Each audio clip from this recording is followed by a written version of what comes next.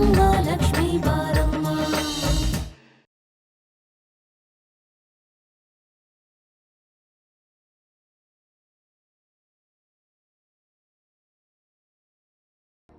ಮಾಡೋ ತಪ್ಪೆಲ್ಲ ಮಾಡ್ಬಿಟ್ಟು ದೇವ್ರ ಮುಂದೆ ಹೇಳ್ಕೊಂಡ್ರೆ ಏನು ಪ್ರಯೋಜನ? ನಮ್ಮ ಅಕ್ಕನ ಮನೆಯಲ್ಲಿದ್ದಾಗ ಅವಳ ಮನೆನ ಹಾಳು ಮಾಡಿದೆ. ಈಗ ಇಲ್ಲಿ ಇನ್ಯಾವ ನಾಟಕ ಮಾಡಿ ನಮ್ಮ ಮನೆನ ಹಾಳು ಮಾಡಬೇಕು ಅಂತಿದ್ಯಾ?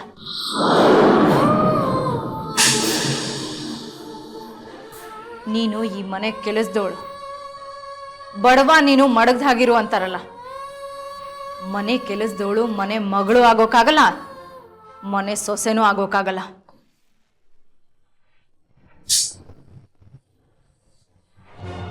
ನಿನಗೂ ಚಂದುಗೂ ಏನೇ ಸಂಬಂಧ? ನೀನು ಹೊರಗಡೆ ಹಾಕಿದ್ಯಲ್ಲ ರಂಗೋಲಿ, ಅದನ್ನ ಯಾರು ಬೇಕಾದ್ರೂ ತುಳಿಬಹುದು, ಅದು ಯಾವಾಗ ಬೇಕಾದ್ರೂ ಅಳಿಸ್ ಹೋಗ್ಬಹುದು. ಜ್ಞಾಪಕ ಇರಲಿ.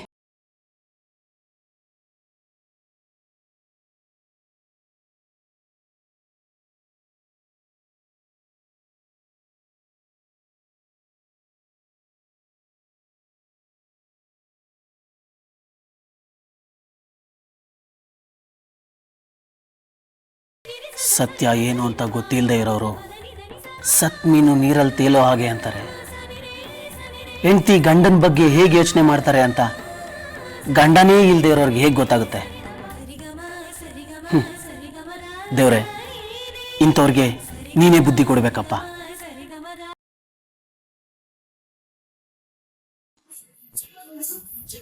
ಮಾವ, ನಾನೇ ಒಂದು ಹೆಜ್ಜೆ ಆಸ್ಪತ್ರೆಗೆ ಹೋಗಿ ಬರ್ತೀನಿ. ನಿನ್ನ ಆತಂಕ ನನಗೆ ಅರ್ಥ ಆಗುತ್ತಮ್ಮ.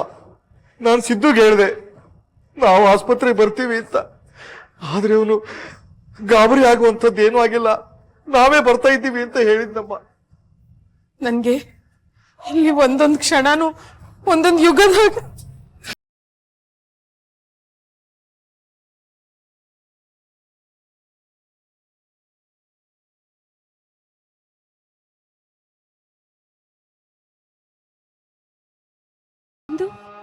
ಏನಾಯ್ತು ಚಂದು? ಏನಿಲ್ಲ ಅತ್ತೆ, ಒಂದು ಸಣ್ಣ ಆಕ್ಸಿಡೆಂಟ್ ಅಷ್ಟೇ. ಅಮ್ಮ ಯಾಕೆ ಹೇಳೋದು? ನೀನು ಎದುರುಗಡೆನೆ ನಿಂತಿಲ್ವಾ ನಾನು? ಲತಾ, ಅಜ್ಜಿ ಅಳೋದ್ ನಿಲ್ಸಿ, ನಾನು ಆರಾಮಾಗೇ ಇದ್ದೀನಿ. ಇದೆಲ್ಲ ಹೇಗಾಯ್ತು ಚಂದು? ಒಂದು ಗೊತ್ತಿಲ್ಲ ಕುಂದತ್ತೆ, ಹೇಗಾಯ್ತು ಅಂತ ಏನು ಗೊತ್ತಾಗ್ಲಿಲ್ಲ.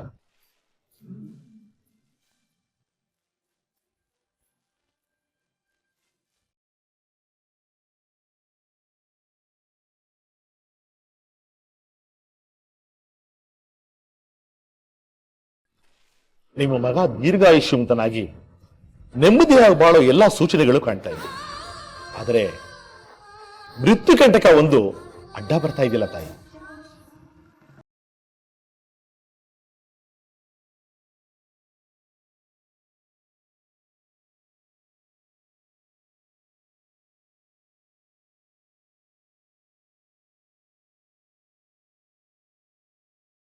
ಚಂದನ್, ತುಂಬಾ ನೋವಾಗ್ತಿದೆಯೇನೋ? ಪೇನ್ ಕಿಲ್ಲರ್ಸ್ ಕೊಟ್ಟಿರಲ್ಲ, ಅಷ್ಟು ನೋವು ಕಾಣ್ತಿಲ್ಲ. ಅಮ್ಮ ಆಯಾಸ ಆಗ್ತಿದೆ ಅನಿಸ್ತು. ಸರಿ, ನೀ ರೆಸ್ಟ್ ತಗೋ, ನಾನು ಹೋಗಿ ಮೆಡಿಸಿನ್ ತರ್ತೀನಿ. ಹ್ಞೂ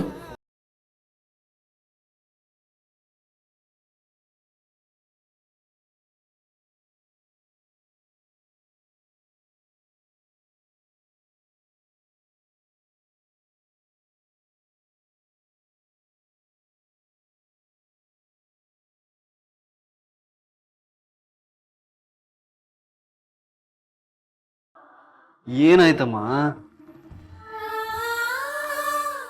ಅಳ್ಬೇಡ, ನನ್ಗೇನಾಗಿಲ್ಲ. ಇನ್ನೇನಾಗ್ಬೇಕು? ಅಮ್ಮ, ಇದೊಂದು ಸಣ್ಣ ಆಕ್ಸಿಡೆಂಟ್ ಅಷ್ಟೇ. ನೀನೇ ಎಷ್ಟೊಂದ್ಸಲ ಹೇಳ್ತಾ ಇರ್ತೀಯ, ನಾವೆಷ್ಟೇ ಎಚ್ಚರಿಕೆಯಿಂದ ಇದ್ರು ಆಗ್ಬಾರ್ದು ಒಂದೊಂದ್ಸರಿ ಹಾಗೆ ಆಗುತ್ತೆ ಅಂತ. ಇದು ಹಾಗೇನ ಅಮ್ಮ? ನೀನು ಏನು ಯೋಚನೆ ಮಾಡ್ತಿದ್ದಿ ಅಂತ ನನಗೆ ಗೊತ್ತು. ಈಗ ನೀನು ಮಾತಾಡದೆ ಹೋದ್ರೆ ತುಂಬಾ ಕಷ್ಟ ಆಗುತ್ತೆ ನೋಡು. ಒಂದೇ ಒಂದು ದಿನಾನು ಎಡವಿ ಬೀಳದ ಹಾಗೆ ಬೆಳೆಸಿದ್ದೆ. ಬೆಳೆದ ಮಗ, ಜವಾಬ್ದಾರಿ ಬಂದಿದೆ ಅನ್ಕೊಂಡೆ. ನೋಡು ಏನ್ ಮಾಡ್ಕೊಂಡು ಬಂದಿದ್ಯಾ ಅಂತ. ಕಾರ್ ಪಾರ್ಕ್ ಮಾಡಿ ಬಂದೆ ಅಮ್ಮ, ಅಷ್ಟರಲ್ಲಿ ಇನ್ನೊಂದು ಕಾರ್ ಬಂದು. ಕಡೆಗೂ ಶಾಸ್ತ್ರಿಗಳು ಹೇಳಿದ್ದೆ ನಿಜ ಆಗೋಯ್ತಲ್ಲ ಚಂದು. ಭಯ ಆಗ್ತಾ ಇದೆ ಮಗನೇ. ನನಗೆ ಗೊತ್ತಿತ್ತಮ್ಮ ನೀನು ಹೀಗೆ ಹೇಳ್ತೀಯ ಅಂತ. ನಿಮ್ಮ ಶಾಸ್ತ್ರಿಗಳ ಶಾಸ್ತ್ರಕ್ಕೂ ಈ ಆಕ್ಸಿಡೆಂಟ್ಗೂ ಗಂಟು ಹಾಕ್ಬೇಡ. ಹಕ್ಕಿ ಕೂರೋದಕ್ಕೂ ಕೊಂಬೆ ಮುರಿಯೋದಕ್ಕೂ ಸರಿ ಹೋಯ್ತು ಅಂತಾರಲ್ಲ, ಹಾಗಾಗಿದೆ ಅಷ್ಟೆ. ಆದ್ರೂ ಅವ್ರು ಹೇಳಿದ ಹಾಗೆ ಆಗಿದೆ. ಅದನ್ನ ನೋಡ್ಕೊಂಡು ನಾನು ಹೇಗೆ ಸುಮ್ಮನೆ ಇರಲಿ? ತುಂಬಾ ನೋವಾಗ್ತಾ ಇದೆಯಾ ಕಂದ? ಇಲ್ಲಮ್ಮ, ಆದ್ರೆ ನಿನ್ನ ಕಣ್ಣೀರೇ ನನ್ನ ಮನ್ಸಿಗೆ ನೋವು ತರ್ತಿದೆ. ಸಾರಿ ಅಮ್ಮ, ನನಗೇನು ಆಗಲ್ಲಮ್ಮ. ನೀನಿದೆಯಲ್ಲ, ನೀನು ನಿನ್ನ ದೇವರು ನನಗೇನು ಆಗಕ್ಕೆ ಬಿಡಲ್ಲ. ಸರಿ, ಈಗ ನನಗೊಂದು ಲೋಟ ಕಾಫಿ ತಂದು ಕೊಡ್ತೀಯಾ?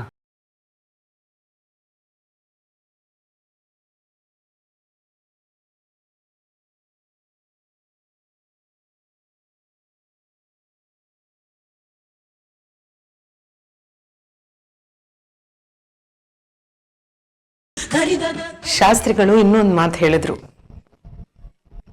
ತಾಯಿಯಾಗಿ ಇಷ್ಟು ವರ್ಷ ನೀವು ನಿಮ್ಮ ಮಗನ್ನ ಕಾಪಾಡ್ಕೊಂಡಿದ್ದೀರಾ. ನೀವು ಮಾಡೋ ಕೆಲಸ ಇನ್ನೇನಿಲ್ಲ. ಇನ್ ಮುಂದೆ ಅವನನ್ನ ಕಾಪಾಡ್ಕೋಬೇಕಾಗಿರೋದು ಅವನ್ನ ಮದ್ವೆ ಮಾಡ್ಕೊಂಡವಳು ಅಂತ. ಇನ್ ಮುಂದೆ ನಿನ್ ಜವಾಬ್ದಾರಿ ನೀನ್ ಮದ್ವೆ ಮಾಡ್ಕೊಂಡವಳು.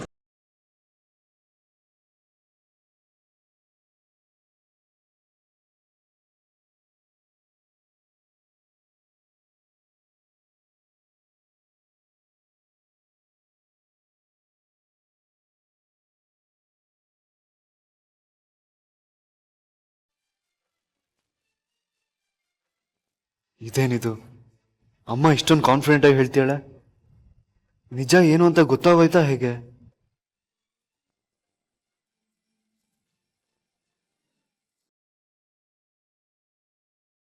ಇದೆಂಥ ಧರ್ಮ ಸಂಕಟ, ಇದೆಂಥ ಸತ್ವ ಪರೀಕ್ಷೆ. ನನಗೆ ಅರ್ಥನೇ ಆಗ್ತಾ ಇಲ್ಲ. ನನ್ನ ಮಗ ನನ್ನ ಜೊತೆ ಸುಳ್ಳು ಹೇಳಲ್ಲ. ವೆಂಕಟರಮಣ ಶಾಸ್ತ್ರಿಗಳು ಹೇಳಿದ್ದು ಯಾವತ್ತೂ ಸುಳ್ಳಾಗಲ್ಲ. ಯಾವ್ದನ್ನ ನಂಬೇಕು, ಯಾವ್ದನ್ನ ಬಿಡ್ಬೇಕು ಅಂತಾನೆ ಗೊತ್ತಾಗ್ತಾ ಇಲ್ಲ. ನನ್ನ ಮಗಂಗೇನೋ ಕಂಟಕ ಕಾದಿದೆ, ಆದ್ರೆ ಅವನಮ್ಮ ಆಗಿ ನಾನೇನು ಮಾಡೋಕ್ಕಾಗ್ತಾ ಇಲ್ಲ. ಇಂಥ ಅಸಹಾಯಕತೆ ಯಾವ ತಾಯಿಗೂ ಬರಬಾರ್ದು, ಯಾವ ತಾಯಿಗೂ ಬರಬಾರ್ದು.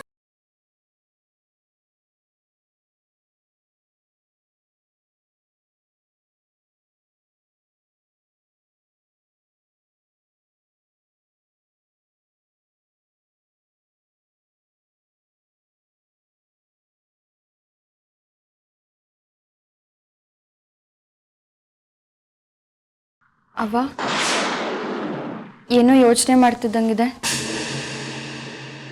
ಒಬ್ಬ ತಾಯಿ ಇನ್ನೇನು ಯೋಚನೆ ಮಾಡ್ತಾಳೆ ಮಗಳೇ?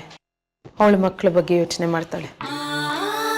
ವೆಂಕಟರಮಣ ಶಾಸ್ತ್ರಿಗಳು ನನ್ನ ಮಗನ ಬಗ್ಗೆ ಹೇಳಿದ್ದನ್ನೇ ಯೋಚಿಸ್ತಾ ಇದ್ದೆ. ಏನು ಯೋಚನೆ ಮಾಡಬೇಡಿ ಅವ್ವ. ನೀವು ನಂಬಿದ್ದೇವ್ರೆ ನಿಮಗೆ ದಾರಿ ತೋರಿಸ್ತಾನೆ. ನನ್ನ ಮಗನ ಕಂಟಕ ದೂರ ಆಗೋಕೆ ನಾನು ಏನು ಬೇಕಾದರೂ ಮಾಡೋಕೆ ತಯಾರು ಮಗಳೇ. ಆದರೆ ಶಾಸ್ತ್ರಿಗಳು ನೋಡಿದ್ರೆ ಇಲ್ಲಿವರೆಗೆ ನಿಮ್ಮ ಮಗನ ನೀವು ಕಾಪಾಡ್ಕೊಂಡು ಬಂದ್ರಿ, ಇನ್ನು ಮುಂದೆ ನೀವು ಮಾಡೋದೇನೂ ಇಲ್ಲ, ನಿಮ್ಮ ಮಗನ ಕೈ ಹಿಡ್ದವಳು ಕಾಪಾಡ್ಕೊಂಡು ಬರಬೇಕು ಅಂತ ಹೇಳ್ತಾರೆ. ಇವನ್ ನೋಡಿದ್ರೆ ನಾನು ಮದ್ವೆನೇ ಮಾಡ್ಕೊಂಡಿಲ್ಲ ಅಂತ ಹೇಳ್ತಾ ಇದ್ದಾನೆ. ನನಗಂತೂ ಕಣ್ಣು ಕಟ್ಟಿ ಕಾಡಿಗೆ ಬಿಟ್ಟಾಗ ಆಗ್ಬಿಟ್ಟಿದೆ. ಏನ್ ಮಾಡ್ಬೇಕು ಅಂತಾನೆ ತೋಚ್ತಾ ಇಲ್ಲ. ಅವ್ವ, ಬದುಕಕ್ಕೆ ಒಂದು ಬಾಗಿಲು ಮುಚ್ಚಿದ್ರೆ ಆ ದೇವ್ರು 1000 ಬಾಗಿಲು ತೆಗಿತಾರೆ ಅಂತ ದಾತಮ್ಮ ಹೇಳ್ತಿತ್ತು. ಅವ್ರು ಹೋದ್ಮೇಲೆ ನನಗೆ ಬದುಕಕ್ಕೆ ಯಾವ ಕಾರಣನೂ ಇರಲಿಲ್ಲ ಚಿನ್ನು. ಇಲ್ಲಿವರೆಗೆ ನಾನು ಜೀವ ಹಿಡ್ಕೊಂಡಿದ್ದೀನಿ ಅಂದ್ರೆ ಅದಕ್ಕೆ ಒಂದೇ ಕಾರಣ, ನನ್ನ ಮಗ. ಅವನೇ ನನ್ನ ಪ್ರಪಂಚ, ಅವನೇ ನನ್ನ ಸರ್ವಸ್ವ. ಅವನಿಗೇನಾದ್ರೂ ಆದ್ರೆ ನಾನು ಜೀವ ಸಹಿತ ಉಳಿಯಲ್ಲ, ನಾನು ಉಳಿಯಲ್ಲ. ಅವ್ವ, ಬಾಳಲ್ಲಿ ಅದೆಂಥ ಕಷ್ಟ ಬಂದ್ರು ನಂಬಿಕೆ ಕಳ್ಕೊಬಾರ್ದು. ನಿಮ್ಮ ಮಗನಿಗೇನೂ ಆಗಲ್ಲವ, ಅಳ್ಬೇಡಿ. ಅವ್ರಿಗೇನೂ ಆಗಲ್ಲ ಅಂತ ನನ್ನ ಮನ್ಸು ಹೇಳ್ತಾ.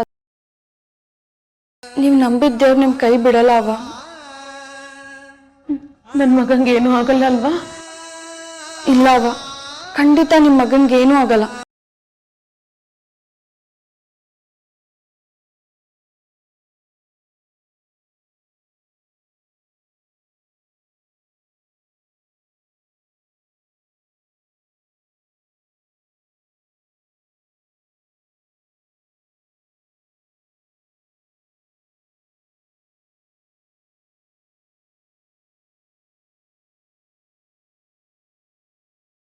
ಇಲ್ಲಿವರೆಗೆ ನಾನು ಜೀವ ಹಿಡ್ಕೊಂಡಿದ್ದೀನಿ ಅಂದ್ರೆ ಅದಕ್ಕೆ ಒಂದೇ ಕಾರಣ, ನನ್ನ ಮಗ. ಅವನೇ ನನ್ನ ಪ್ರಪಂಚ, ಅವನೇ ನನ್ನ ಸರ್ವಸ್ವ. ಅವನಿಗೇನಾದ್ರೂ ಆದ್ರೆ ನಾನು ಜೀವ ಸಹಿತ ಉಳಿಯಲ್ಲ. ಜೀವನದಲ್ಲಿ ನಾನು ಸುಖವಾಗಿರೋದಕ್ಕೆ ನೀನು ಅವನು ನನಗಿಬ್ರೇ ಸಾಕು. ನೀವಿಬ್ರು ನಾನು 2 ಕಣ್ಗಳಿದ್ದಾಗೆ.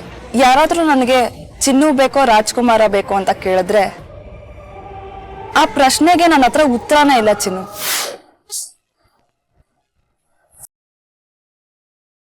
ಅವ್ರು ನನ್ನ ನರ್ಕದಿಂದ ಕಾಪಾಡಿದ್ರು.